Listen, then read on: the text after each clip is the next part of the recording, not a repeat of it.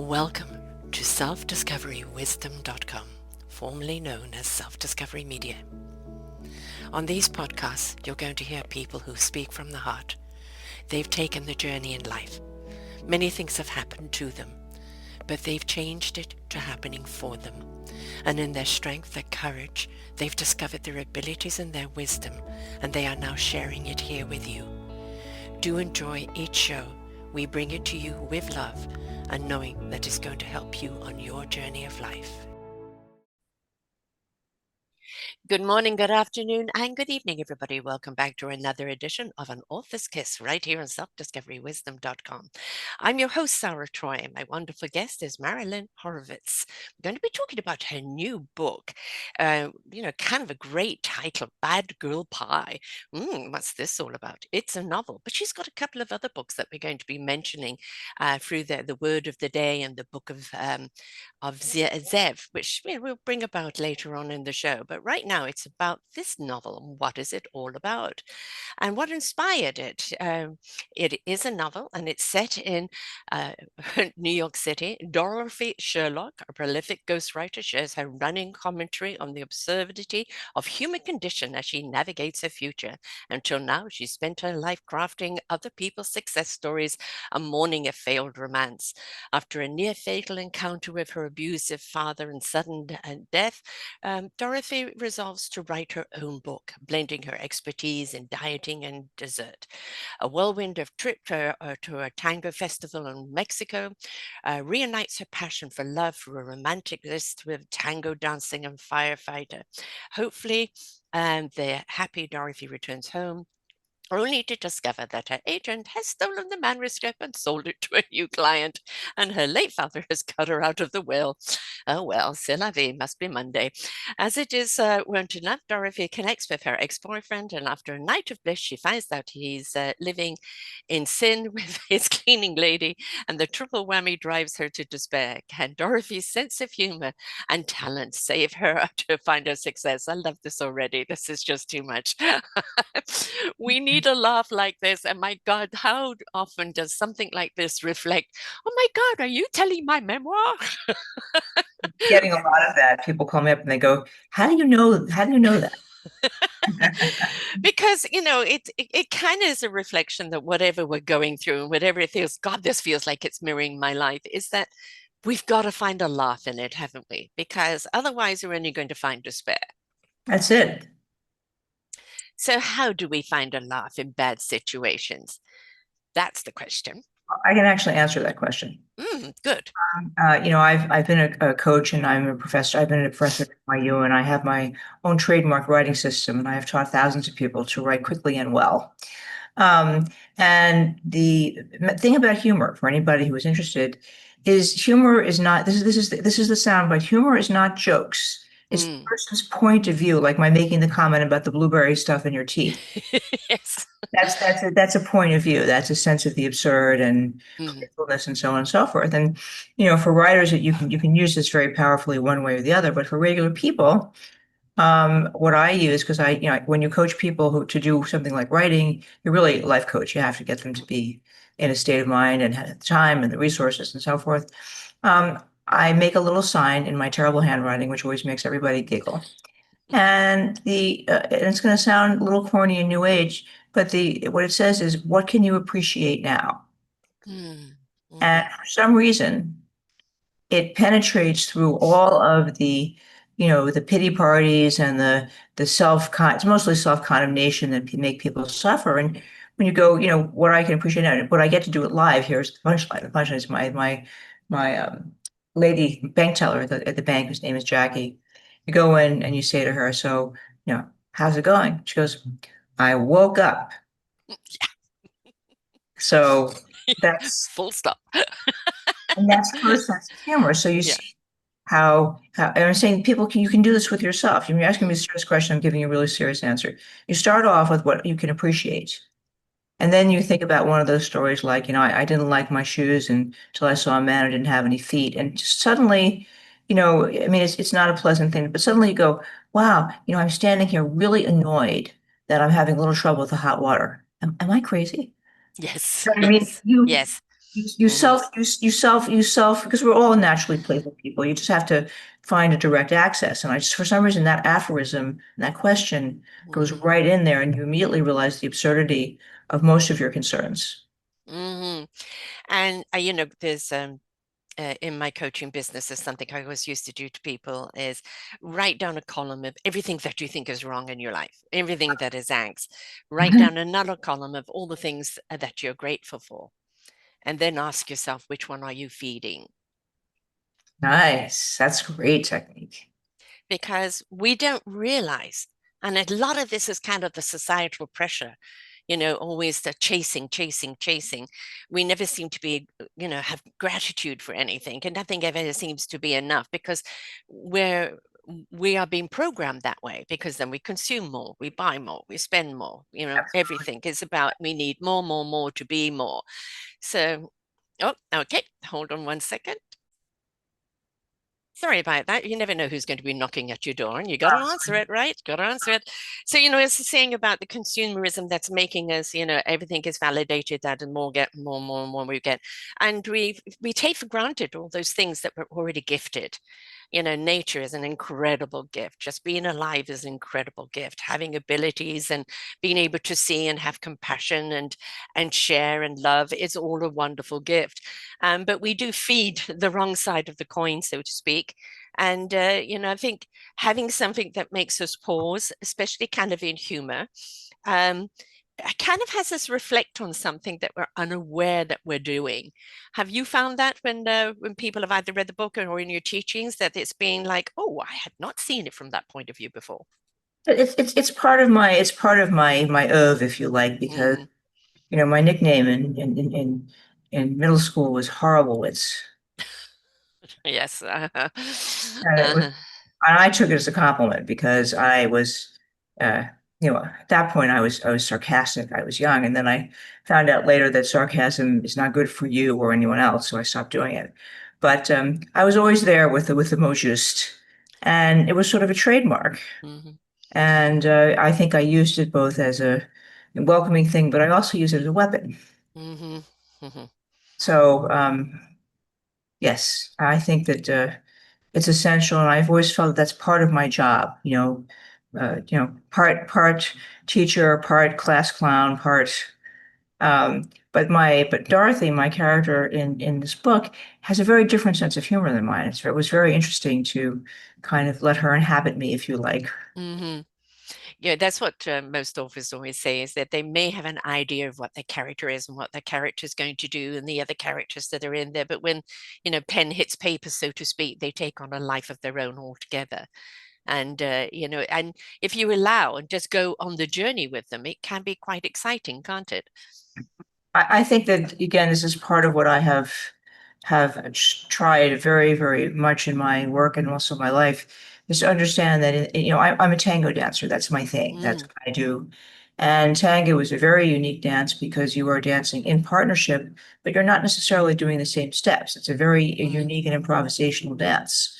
And in a good tango, someone has to lead because someone has to decide which step, but the collaboration is a very yes. different level. And so to me, I didn't never thought about it. But then once I started dancing tango, I began to think because I did dance with a lot of bad dancers too. It's not like A lot of hit Al shins. Pacino's arms. Trust me on that one. Um, Yeah. But what you begin to realize is that for me, what came in, and part of the reason the book is about tango, was this ineluctable quality that with some dancers you were in a partnership and you were sharing, and Hmm. then with other dancers you were following like you do in ballroom, one, You're right. which is also lovely, but it's from a creative perspective, it's not interactive. So this other level of dance is what Hmm. I think you're referring to. In other Yeah. words, you're driving, and yet Mm-hmm. This succinctness, isn't it? It's like you become as one, but that as one is only as strong as each individual coming together to collaborate together. eggs. Um, and when you do see a tango dance, the passion behind it, but the succinctness behind it is extremely important. Mm. because otherwise you are going to get kick shins, or it's going to look out of, out of sync. And when things go out of sync, it throws everybody off. Yes, When it. things are in sync, people watching it are in the rhythm with you, which I think is a metaphor for life anyway. When you're in sync with yourself and in sync with your journey in life, then you find things that is easier to follow in your own rhythm of life, which I think is really important that we find that. So the fact that you bring tango dancing into it, my brother's just written a book on a young girl who leaves her husband, young woman who leaves her husband, who doesn't even notice that she's there and goes to Spain to study flamenco dancing. Oh, Um, wonderful. but it ends up being a murder mystery and everything else. So, but That's the great. desire for, kind of the passion that dance brings about, because it does, like rather like musicians who find words in a song to express how they feel or reflect on what's going on. Dance is an expression in itself, isn't it? It's a reflection of how you feel, and it can speak to what's going on. Yes, very much so. So bringing the tango dancer into the book, that is because of the passion, for that, or did you find it that she wanted to be the dancer? I am a tango dancer. That is what Right. I do when I'm not working. And the one of the reasons that the book came about was because I had a love affair with a fellow tango dancer and this is one of the few autobiographical bits in the story, who actually was li living with his cleaning lady. Right. Does he know he's in the book? I doubt it. He never read any of my books, which was one of my beefs with him. Hmm. But Yes. You but come into my passion, I don't come into yours. yes, but we had it was really, it was, once in a lifetime, really good thing. Hmm. Um, Very often you find men that you like to dance with, but they're not good dancers. This was a double win. Yes. He was an excellent dancer. But anyway, it was a very tempestuous affair, and took me a long time to get over. It was so bad at one point I got so sick I almost died. Wow. Uh, Wow. so the first iteration of it was more of a sort of an emotional brain dump, if you'll pardon me being vulgar. Hmm. And then the joke was that the publisher who published my first book loved it, wanted to publish it. You're going to appreciate this story, Sarah. So he gives it to the editor who edited my first book. What I didn't know was that she had been moonlighting as a romance writer. She was a Hmm. ghostwriter of romance books. And so this book, which you have read, came back with the word penis 17 times in it. Yeah. How romantic. Well, at least you could have used other adjectives. Exactly. Throbbing member, things like. What kind of romance is she into? So and this other version, this earlier version, was more of a romance, more about the relationship and less about the process of self-discovery. Hmm. So I basically, it will not surprise you, went into absolute anaphylactic shock and couldn't look at the book for a year. I was so horrified that I had written a Botus Ripper, and I finally talked myself off the ledge. Right. And Time to correct it. and and the publisher was waiting for it, and I just said, "Look, here's your money. I'm not doing this." And took it back Yeah. off the galleys in the spirit of F. Scott Fitzgerald taking the Gatsby. I figured if he can do it, I can do it. Yeah. So it was completely reimagined. Hmm. And why I'm telling you all of this is that in the process of this, sort of trial by fire, I realized that my character was ironically not very verbal. Hmm. And I was really trapped because she was not a person who ever wanted to talk about anything, and yet it was a book about everything that was going on inside. Hmm. And so it became part of the story. And I know quite a lot about it. And the ultimate compliment I received on this book is that my tango teacher, who's considered like almost the best in the world, read the tango prizes before I wrote it before I started working with him, and he said, "Were you eavesdropping on my classes? This is exactly how I teach." And I was like, you know, everything after this is, yeah, this is great. So I don't want to get you too far off the track, but the idea is tango is a metaphor I did not use it. I wish I were more calculated. I didn't use it as a, as an intentional metaphor. It sort of came out in the writing. Hmm. It was And her form of expression, her dialogue. it was exactly. And also she's a very sexy girl, as you know, from reading Mm-hmm. her. And it's sort of it's a natural way. And you know how this is, Sarah. The, it's like Cupid's arrow. Bing! Suddenly you have to write a book about a ghostwriter who dances the tango. It's like you have a choice not to write it, but that's about it if you're going to write. My next Yes. one, which I'm not going to discuss, is the same way. It's an arrow in my heart. If I'm just about to start it. I have two choices. I can do or not do, but there's no, it's what's going to get written because that's what it wants. Right, exactly. Don't argue. It's futile, right? Just pay attention. Futile, Um, right? and the thing about the tango dancing, a lot of people would say sexy. Yes, it is, but I think a more powerful word is sensual I think because that's it accurate. is all of the senses, and it being her language, that's where she could express her sensuality, her even deep love, passion for life, and looking for meaning in life and finding it through dance, through the expression, through the body, through, that being able to speak volumes that she couldn't articulate any other way. Yes, what's important to know about her, one of the reasons she's a very interesting character, is she doesn't believe in finding meaning. Mm, I mean, hmm. which makes her, I think, a beacon for certain people because there's a lack of sentimentality that I think it is important. I wish I'd sat down and calculated the writing this, but it's only after this that I see Yeah. that since she's inspired by a childhood friend, that was something that was about that friend that I never knew until after I wrote the book and someone reviewed it for me. But these Hmm. things are very deep. And the Yeah. fact that she has to find meaning where she makes it, even though it's never something that comes to her consciousness, it's right on the line of what can I appreciate now? In other words, it's this idea that you usually have a very negative relationship with yourself because you're very Yeah. critical, especially if you're a writer, as you know yourself. Hmm. And this is an interruption. And when you dance the tango, if it's a good tango, it takes all the words away, Yes. you know. Yeah. But you are left with, and this I think I got this from of how terrifying. Like tango's like writing. It is so Mm. terrifying. I used to shake when I first because I was so afraid of doing the wrong step. And I'm quite a tough person. And so, it was very, very instructive. And, again, it just became the fabric of the book, that she's in the West Village and she goes to this Hmm. bar and then I say she emerged as this character. I love showing up to write it, Yes. you Well, know? who is she? What are you going to discover today? And Yes. I think if we're all looking for our language, right? Some people can verbally articulate, some people can sing it.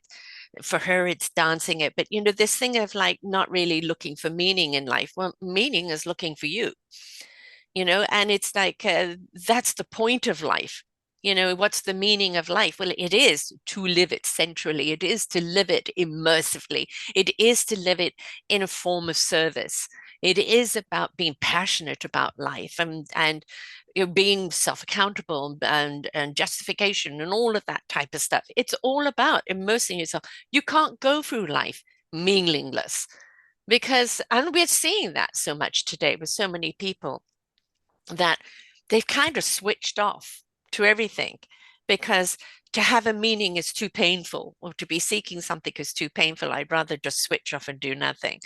Well, I go and say resistance is futile because the cosmos will give you a nudge, nudge, wink, wink. And if you're not paying attention, it will give you the cosmic 2x4 because that's what you're here for, is to discover your meaning.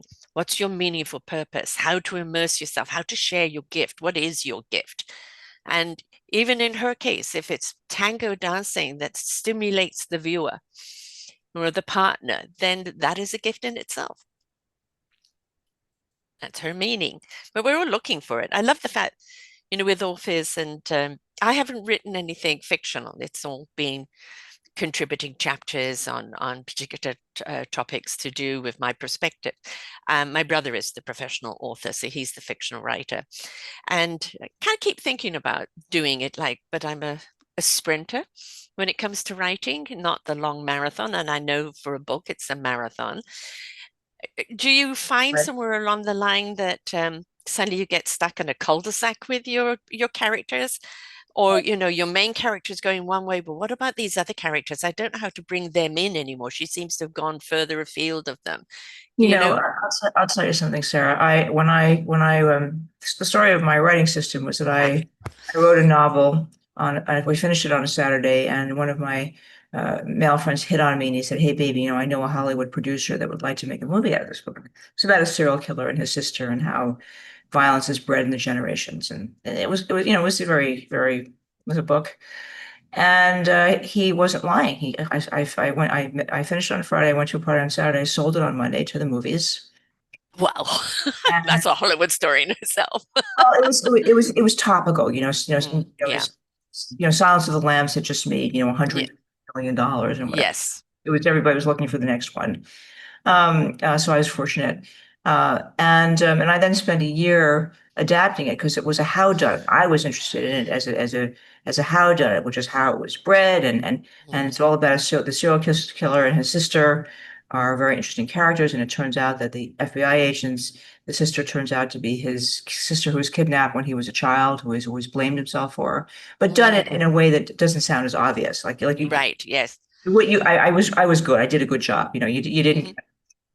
And this producer wanted me to turn it into a whodunit. So by the time I finished adapting this thing, I'm a graduate of NYU film school. I made a film. It was sold to Showtime. It's not like I don't have, some Experience. practice. Hmm. But by the end of that, I really was about to jump out a window. Hmm. He was going to take the book away from me and give it to another writer. Because it became a whodunit, and you really only saw, the killer at the end of the book. You didn't get I had to completely reimagine the story, Mm. which was good training. But what I got from that was the last day, he was going to take it away. I had a dream in which Joseph Campbell appeared to me up a tree wearing a toga, and he said, "I'm metaphorically where you are.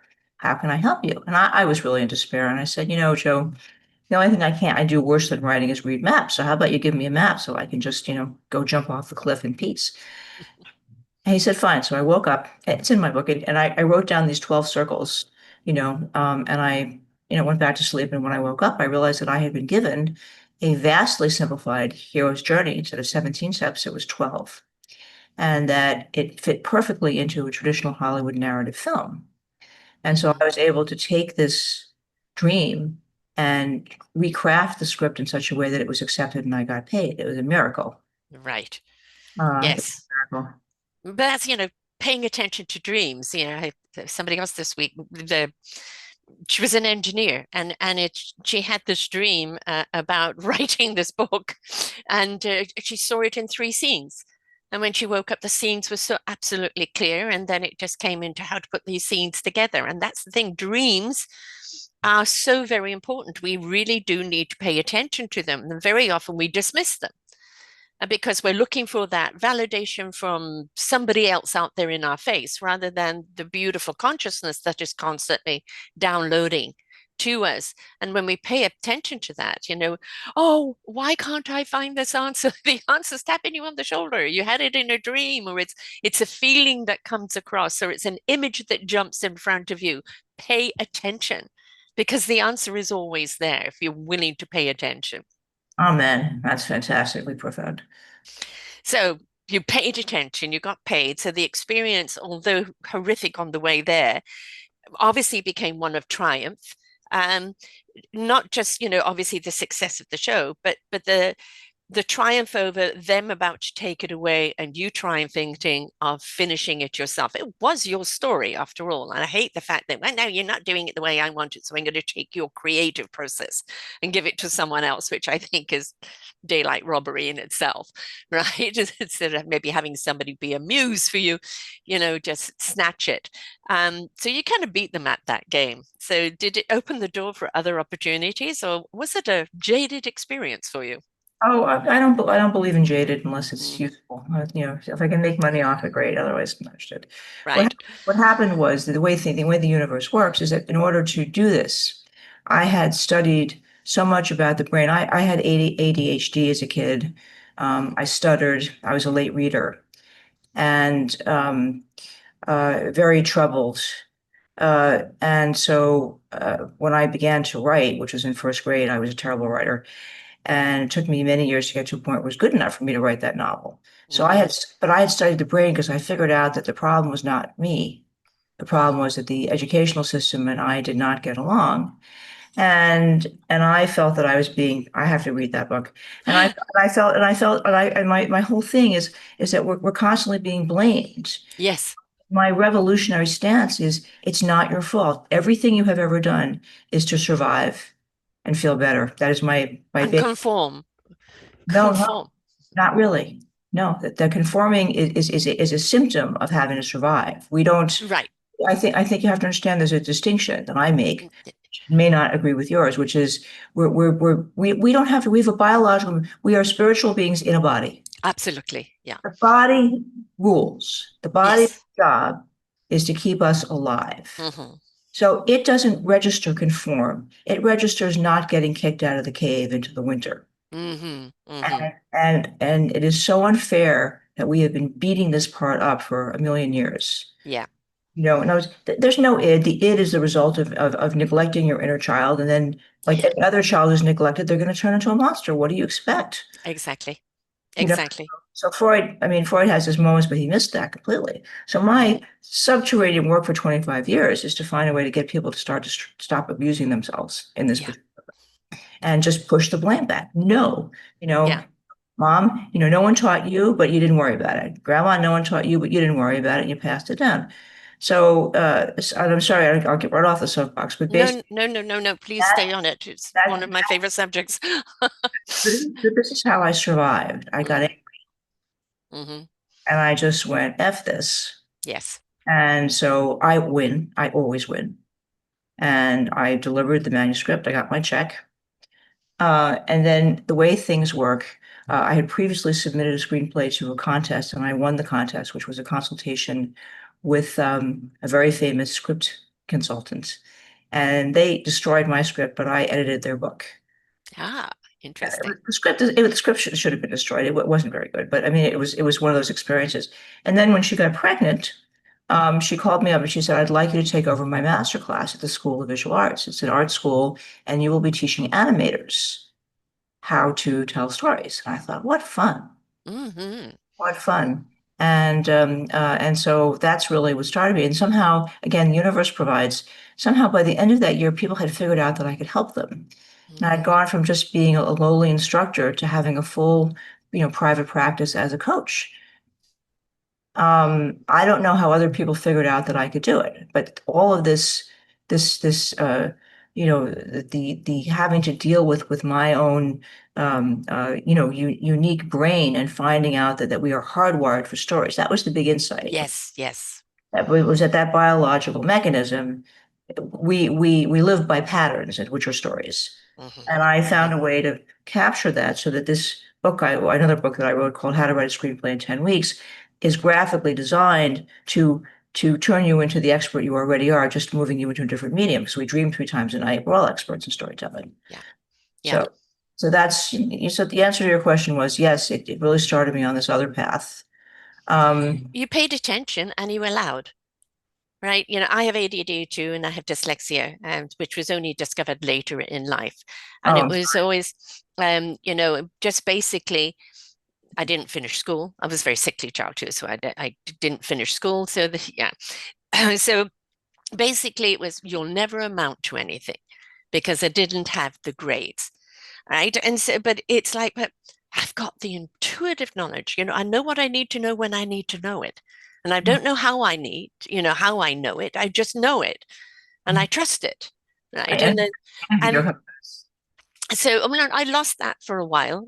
Kind of got societally beaten out of me for a while, where I kind of lost the trust in that, and then the journey came back to it, and then I realized that there are so many different forms of intellect. Our soul, our heart, our spirit has an intellect. Our head has an intellect. We rest so much pressure on the head intellect, which is very much a database.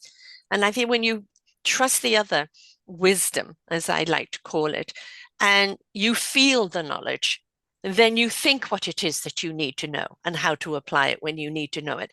It's trusting those instincts. It's going in that rhythm and flow. A story needs to have a rhythm. It needs to have a flow. So do we. Our oxygen, our blood, our chi, our fiber optics in our body, everything has to be in rhythm and flow. When And we stop that rhythm and flow, we stop growing. I think that I'm just didn't mean to interrupt you, but I think that that's really what Bad Girl Pie, that was the intention for the experience. Now, of course, Mm-hmm. there are menus, there's recipes, there's a whole Mm-hmm. diet. There's a diet that she creates called Just Dessert.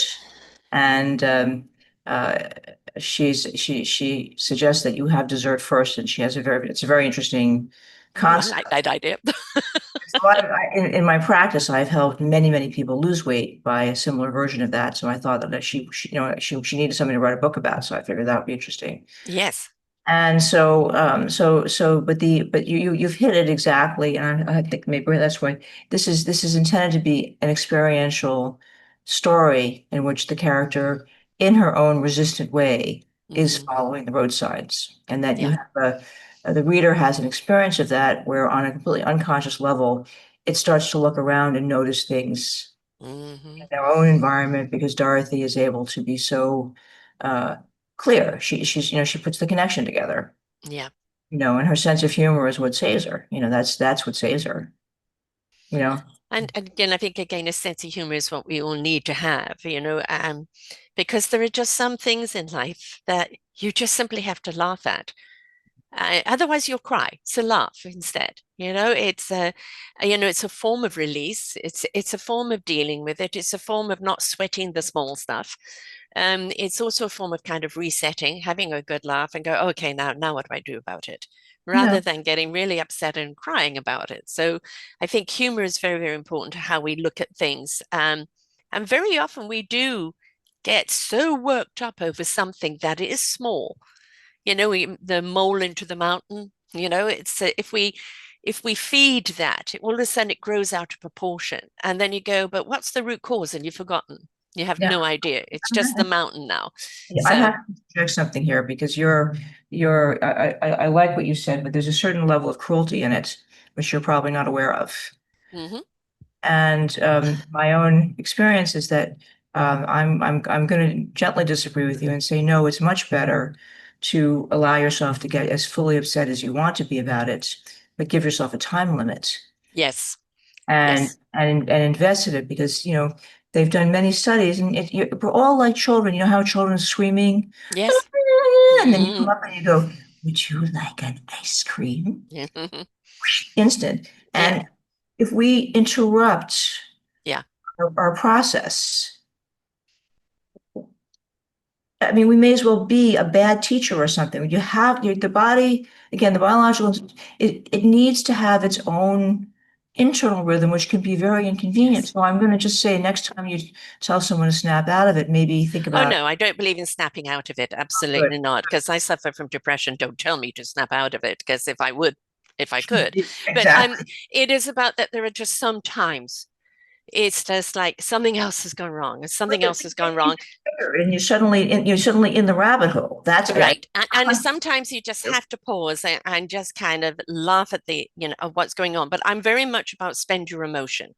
Oh, good. Sad, mad, glad, spend it, but don't become emotional about it. Right. And don't indulge it. You have to just, Yeah, that's the thing. Don't indulge it. And there are sometimes, even in the midst of crying, you can have a good laugh because, sometimes we just have to realize this is just another thing that's hit you, right? Have your tears, have a giggle, okay? Put some loving nurture on you, and then you'll be able to see it differently and how to walk forward.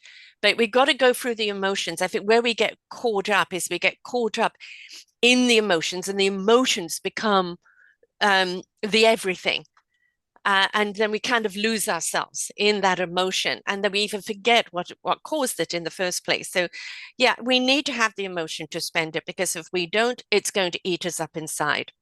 right. But But I do think that humor has its place, but sometimes, even the mist of tears, or even when you're mad, of you know, course. try and find a laugh in it, because that will kind of break the cycle too. Yes, I mean, it's a circuit breaker. I mean, we're basically agreeing with it. I just have a slightly different approach to how I handle these things because of just other things that I've learned about people. So I think that interrupted expression, and it's the paradox where you don't want to wallow, but No. repressing it creates. I mean, I have a friend, a very dear friend of mine, who is somewhere in our age, and she now has gallstones. Hmm. Okay, now according to Louise Hay, that's because she's internalized her emotions. Right. Many Right. of these ailments, and if you said to her, you need to express your emotions, she would say, "Oh, I do," but so she cries occasionally, but it's not. There's no connection. Do you see what I mean? In other words, there's no Yeah. training. It's great that you're doing. Some people aren't criers like I'm not. I even had a psychic that said to me, "There's so many tears inside of you waiting to come out." And I said, "They'll come out when they're meant to. I'll cry at commercials. I'll cry at happy Of things. Little course, tears will come out." But I'm not a crier at big events or big things because I'm the strong one. Right? And I step in and do what I ever need to do at that time. And it's just something I've always been. But if the tears will come out at something soppy and silly. right. But they also can come out in a different way. It doesn't always have to be waterworks. Even Oh, expressing, Dorothy throws up. no, really, oh my goodness. Oh, you haven't read it. No, no, not yet. No. Okay, well, Um, I don't mean to give things away, but you're going to be very amused exactly at this conversation when you, mhm. because again, where the idea is it's all part of this, uh, intention to allow the reader to have an experience of someone literally waking up. Yes. And waking us up along the journey as well. I mean, that's the point about reading a book, isn't it? Is that yes, you want to read it for entertainment.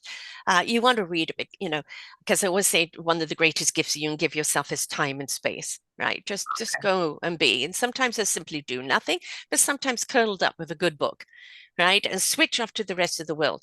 And I'd say the reason why this is called an author's kiss genre is because I do believe a book is rather like an embrace. And it's something that when it's a good book, it will revisit you. It will stay with you. You will start noticing things differently. You'll start paralyzing, in the sense of, that's happened to me, or that. And that's the beauty of a book. It keeps on giving. And even kind of rereading it later, or, very often what I do with books is open it up. What do I need to know today? And Mhm. very often a paragraph or a page or a subject there is something I needed to know today, which you can still do with a novel, right? That you've read. Okay, what does she want to tell me today? You know?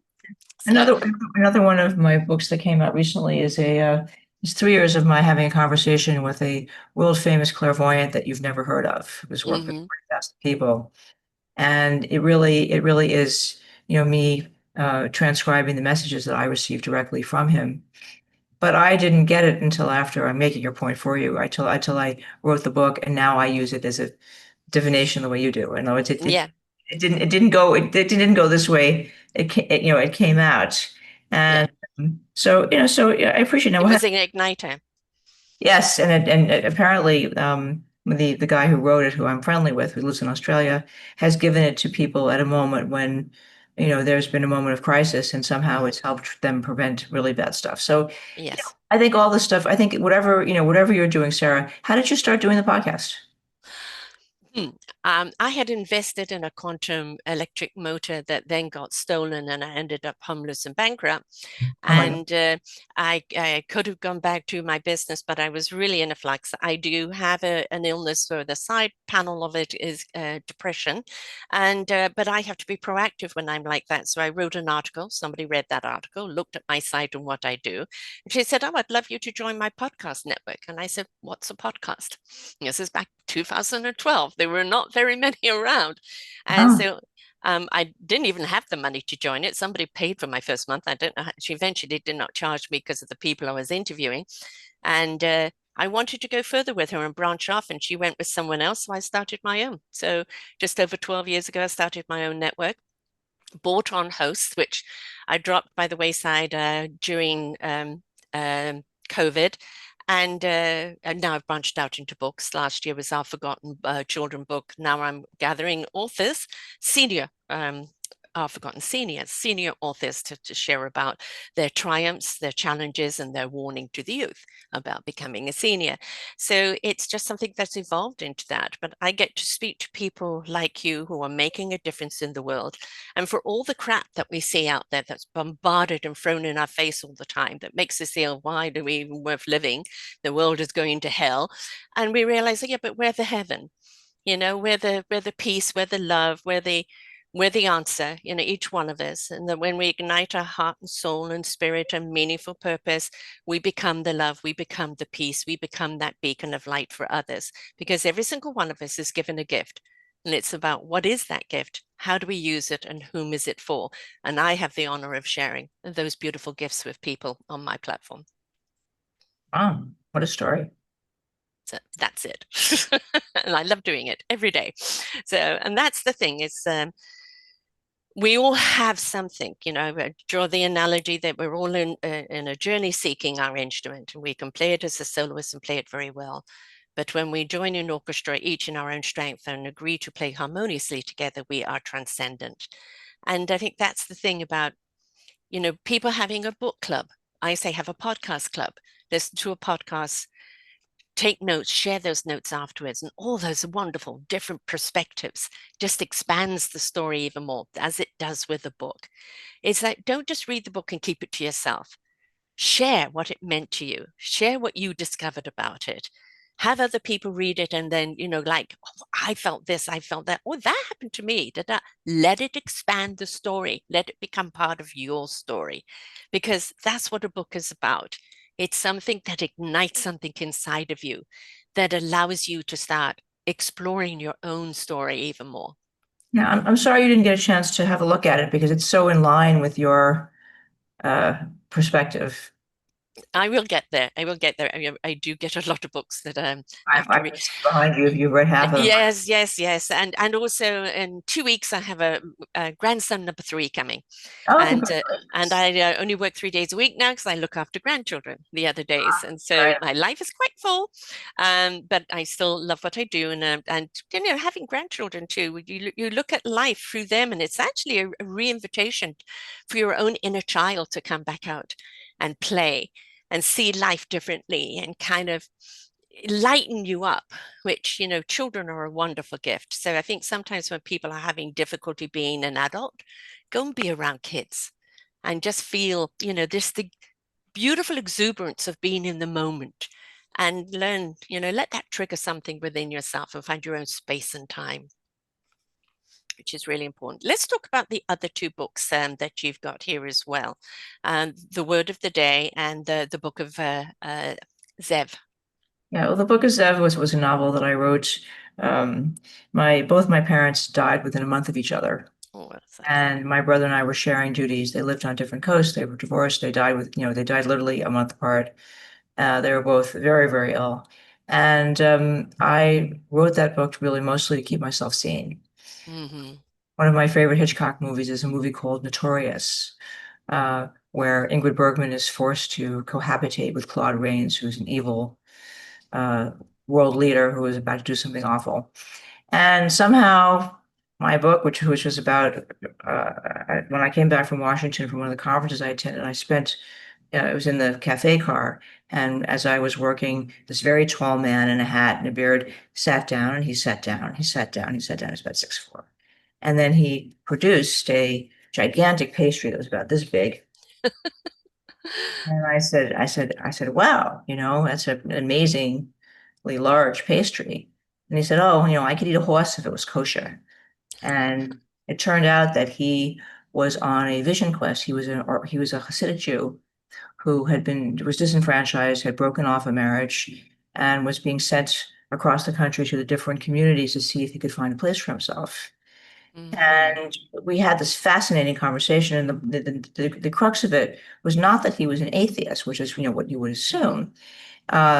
It was that he felt that he was a bad person because he could not receive from God, and he felt that he was being rude, and that Mm-hmm. giving and receiving was a two-way conversation that he didn't know how to have. And I come from background of philosophers and people who've written books on religion. I was just sitting there open mouthed.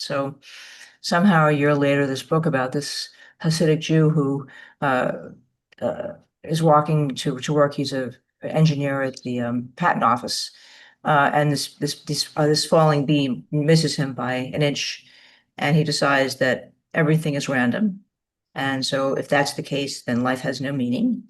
And so he decides that he's going to go to New York and become a cab driver and see what he does. And he ends up getting involved in a, a thriller in which he is, in a very unusual way, helps prevent an Ahmadinejad-like character from blowing up the UN.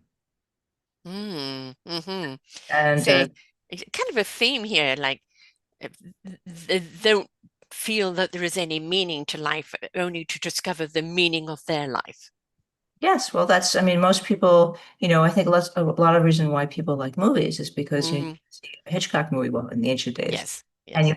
it's always a hero that is lost, doesn't know what to do with Hmm. himself, and somehow the purpose presents. And I think people find that emotionally, like The Matrix, all these Yes, movies, these journey movies have the subtext, Dirty Harry, yes.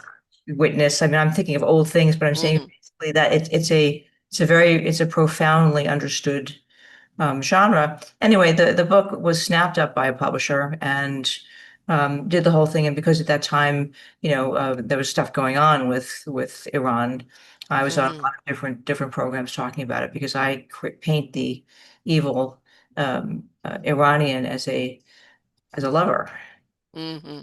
as a very twisted up but interesting, complex human being. And I had a lot of fun with that. So that was that one. And then I wrote Word of the Day, which came out of the pandemic. This is a book on journaling, and I have always I've always been, I've always done a lot of webinars and stuff like that. And this became my free webinar from the pandemic because people were very confused and upset. And this technique, the Word of the Day, which is a specific journaling technique, was one of the reasons that I've always been so successful because I've used it privately and people produce work at an incredible rate. I Hmm. told you I understand how the brain works Yeah. in this respect and how to elicit stories. So I would use these techniques to get people to write at, unbelievable speeds and a minimum of drafts, much less work than other people had to do because the story got to be formed back in the, Hmm. that's sort of the matrix of the two consciousnesses that work there. And it was very, very successful. And I was asked to write a book by another publisher. I wrote the book, and the book came out. And then it, became very popular. And then I've been teaching it a lot. If you go to my website, I have free webinars Hmm. which I invite people to where we do the practice. And then in the course of that, I'd been consulting on and off with this clairvoyant who was about 1,000% accurate. I have some amazing, scary stories about how he knows things that he could not possibly know. I mean, I'm not a woo-woo person. I'll give you a quick one. When my father died, I was with him, and my father had had sepsis, and I was literally summoned to his bedside because he was waiting to die. It was very dramatic. And when I arrived, my father was half delirious, and half of the conversation was in tongues, and the other half was in English. And we had a difficult relationship. And, my answer was, well, Dad, asking for forgiveness is not going to get you into heaven. Hmm. I'm not forgiving you. It's part of who I am. I don't believe that stuff. I believe in forgetfulness. I think that's really, Hmm. but anyway, be that as it may, what happened is my father passed, and in his honor, I read him. His name was David. I read him the Book of David for a couple of hours until people came because Jewish tradition, you want to stay with the Yes. spirit for a while. And then it became time for my session with Martin, my biannual session. And I get on the phone. So it's going to make your back small hairs stand up. And I get on without any preamble. I did not know him well. He didn't know much about me. He says, I just want you to know that your father was not asking for forgiveness in that sense. He was not trying to get into heaven. It was sincere. And I thought to myself, unless you had somehow had been there or heard of it, there's no way that you could have responded. Wavelengths. Hmm. Wavelength, exactly. So it's a frequency issue. So anyway, I had a high Hmm. respect for him on many counts. Yes. And at a certain point, uh, he called me up and he said, the guides would like me to work every week with you, and they would like you to write a book about what I teach you. Hmm. So I did, and this is basically 3 years of wisdom, and it's what helped me release all of the shadows and echoes that were holding me back. So, again, it's something of interest for people like you who are highly, highly functional, have survived a great deal, but are still carrying things that manifest in terms of depression and things like that. You might find it an interesting read. It's very profound. What is that book called? Shadows and Echoes. Is it on your site? Because I don't see it No, here. no, it's on Amazon. If you're a member of Prime, you can read it for free. Okay, Shadows and Echoes, folks. Which is another Definitely. website that we're still working with, but yeah, and so it's a book that again, my stuff seems to do well in Europe, so it's Hmm. its own way. Very open there. And of course, this is what people are always under. How does this person know? And it is all a matter of tapping into energy and messaging that energy runs across. I was born a seer, so I've always seen things in different dimensions, etc.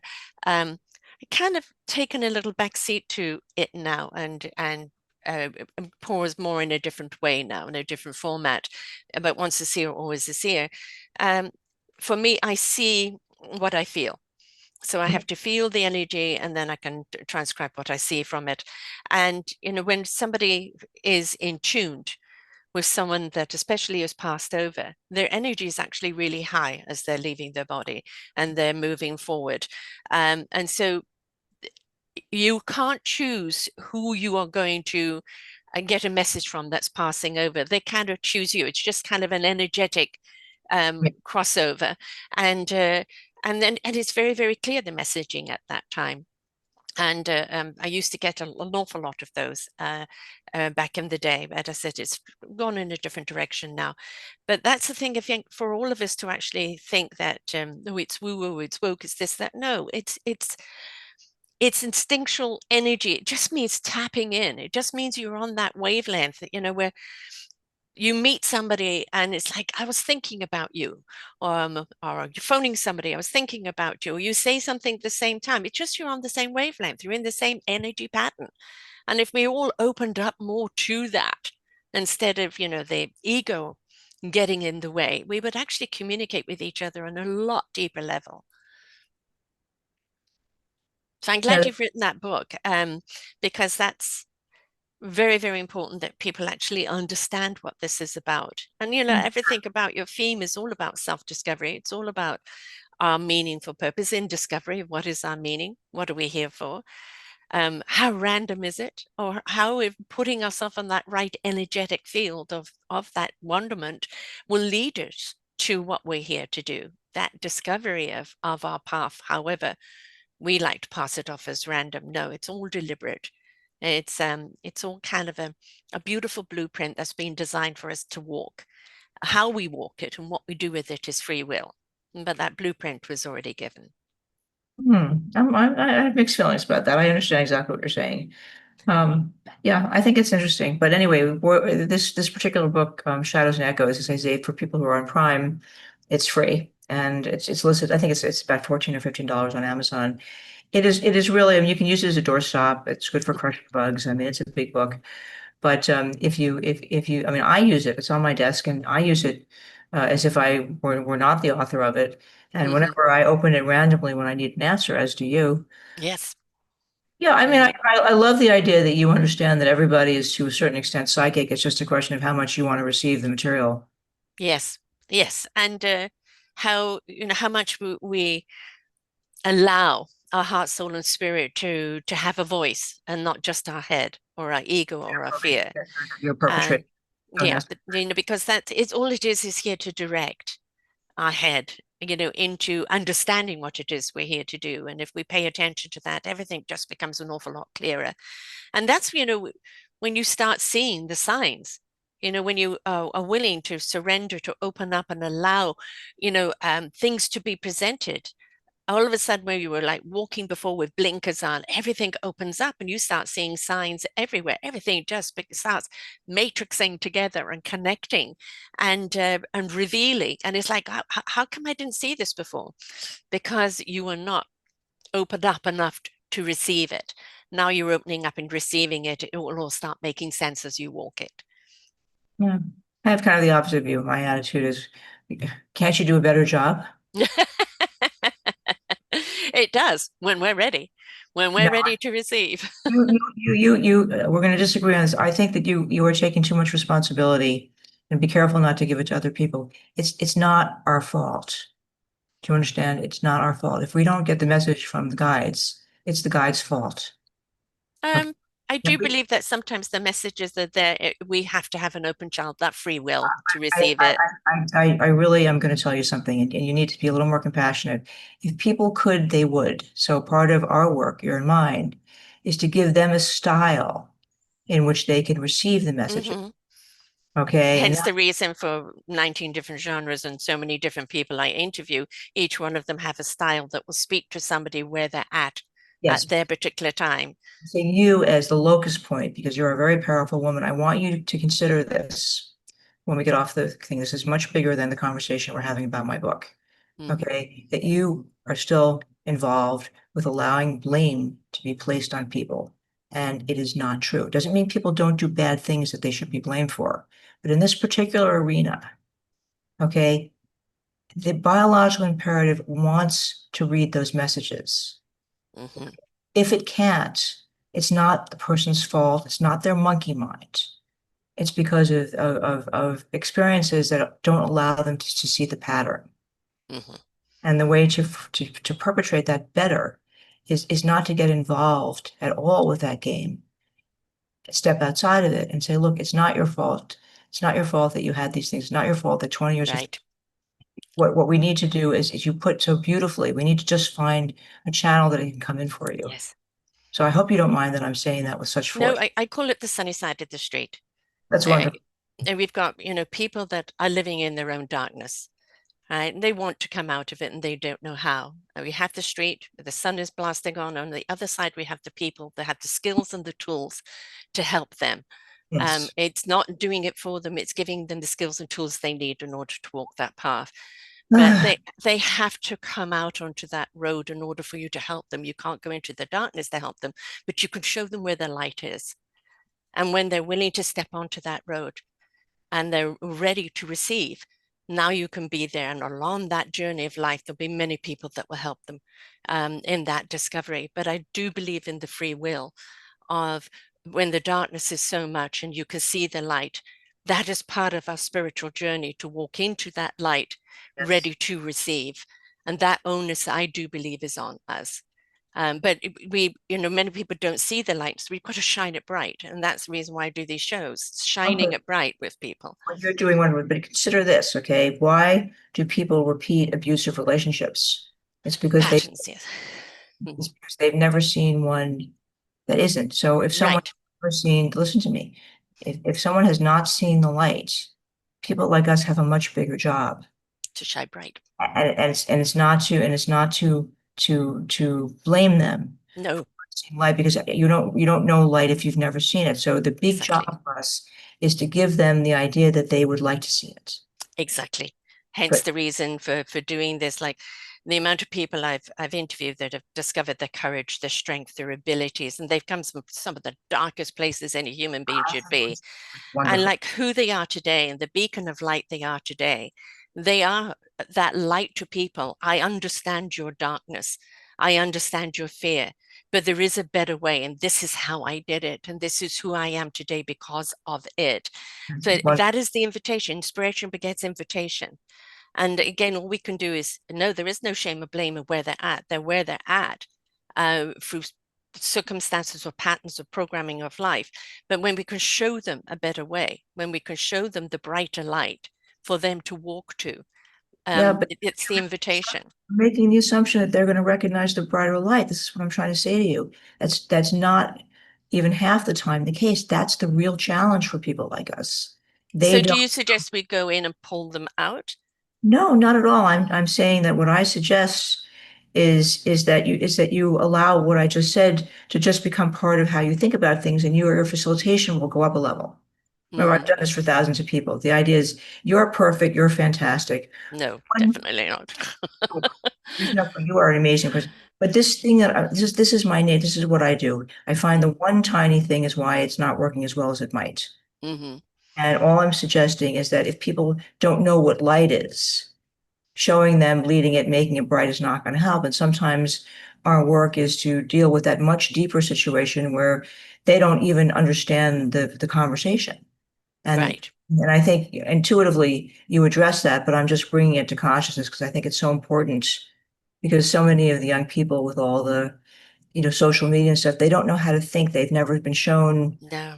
a moment, Mm. they've never had a moment of being out in the forest and going, oh, Yes. wonderful. So if they don't know it, they don't recognize it, they don't know that they need it, then if it bites them on the face, they won't understand what it is. Then it's not their fault. You see, then something further on our part as wise people has to happen so that they can make the connection. That's what I'm saying. Right. Yeah. And I used to do that, and I found the darkness was too much for me. But there are so many people now that is their chosen path, is to go in and help people where they're at. It's not my path anymore. It's my path to bring you the people that are doing that. I think Um, it's wonderful. I think there's a third path, is what I'm saying. I agree with you. I think that going in, lead a horse to water, all that stuff is yeah, absolutely true. yeah. But I say if you leave them there long enough, they realize they're thirsty. Maybe, maybe. I think we, Yeah, I've been in that darkness. I know what it's like, and the onus was that there are always somebody that comes along that says something that finally clicks. all you need is a word. Yes, exactly. And it's like that one thing or that one person who says something or does something that just opens up those doors and shows you that light. Again, we've still got to walk it, I believe. Oh, of Um, course. but it's it's paying attention again, allowing that. And when we're ready, again, as if you take the horse to water, you can't make it drink, but leave it there long enough, and it's going to realize it's thirsty. At some point, we realize we Yeah. need to do something about it. It's very true. One of the things in the Word of the Day book, which we didn't really have time to discuss, I'm happy to come back and share more Hmm. about it, is that it's a technique that allows you to get that word from your creative unconscious, and it just speeds up the very process that you're discussing.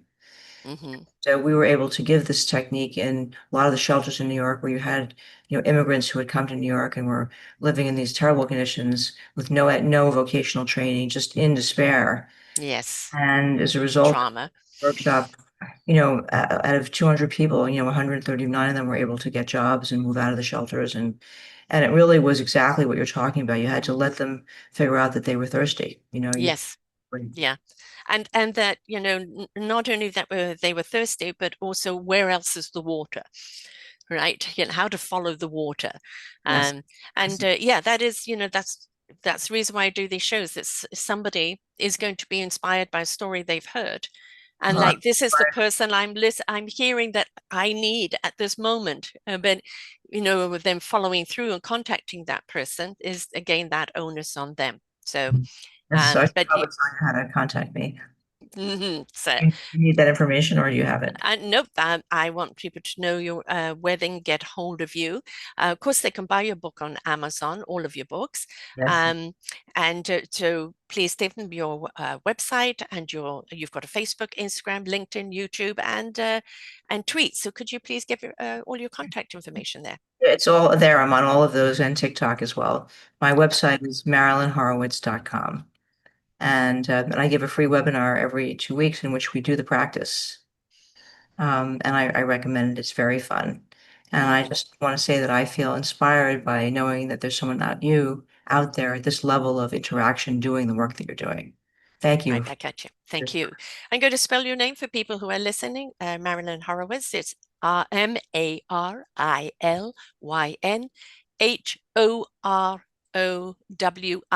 MarilynHorowitz.com. And she's on Facebook under a name, Instagram, LinkedIn. I've got the YouTube and tweets here. Be Happy Toolbox under the tweets. What is your TikTok one, love? Yeah.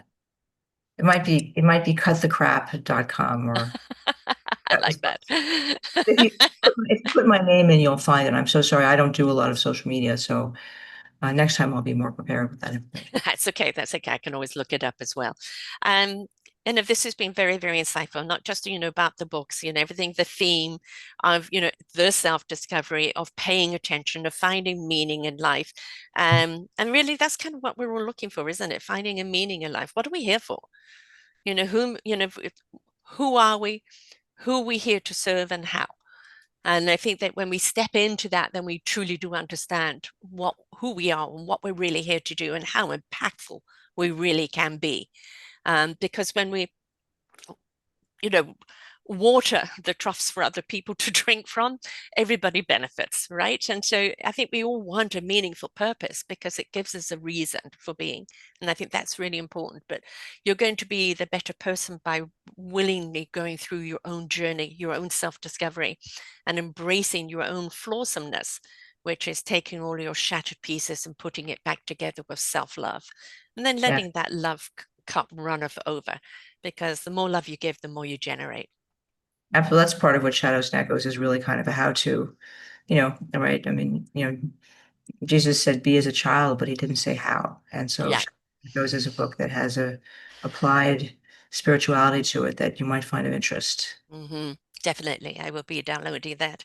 And, have a bit of joy, have humor in your life, lighten up, because sometimes, yes, you can cry. Yes, we need to go through all the emotions, but sometimes that's just a damn good laugh. It really can just set us all free as well. So, I couldn't agree with you more. so Yeah. thank you so much for being here with us today. Remember that her site is marilynhorowitz.com, and on Facebook, Instagram. Interact, let her know how you feel about the book. What has it done for you? And don't forget, when you have the book and you've read it, just go, what do I need to know today? What does she want to tell me? And just look at that page. What passage is speaking to you? Because it's always kind of a little that nudge, nudge, wink, wink. Hey, you could go in this direction today. And sometimes that's what we need, just a little nudge, nudge, wink, wink. And it's always there. It's always speaking to you. Just find out which way it is and tune in. So thank you so much for being here with us today, Marilyn. And please go and get the book, folks. Remember, I'm a big advocate for birthdays, Christmas celebrations. Give a book. It's a gift that keeps on giving. We want them to get Bad Girl Pie, right? Yes, yes, the Bad Girl Pie, but any of those books, They're all all of those books, right? Every single one of them, wherever you're at and whatever you've heard today that you feel you need to have opened up or you want to know more on her website are all the books. And, just pick them all or pick the one that you feel right now is speaking to you. But just pick one, read it. Remember my motto, listen, learn, and apply, because that's what love it's that all motto. about. May I use it and attribute it to you, Sarah? Absolutely. Yes. That's That's what that. life is about. Listen, learn, and apply, because it's only in the application that we benefit. Amen. Amen. Well, again, thank you for doing what you do. I'm very proud to know you. Right back at you, Doctor. Right back at you. Thank you so much. And to everyone out there, remember, be the light that you seek, because it may shed light on somebody else's darkness. Bye for now. We hope that you enjoyed the show. There are so many more for you here on selfdiscoverywisdom.com. Just go to the podcast tag at the top there and you will see all the many genres and all 3,000 shows ready for your listening. We are here to serve you, to help you on your journey of life, and we know that through inspiration it begets invitation. We are supported by you, the listeners, and those that we interview. Anything that you can spare us in donation would be greatly accepted, and we do hope that you enjoy the next show.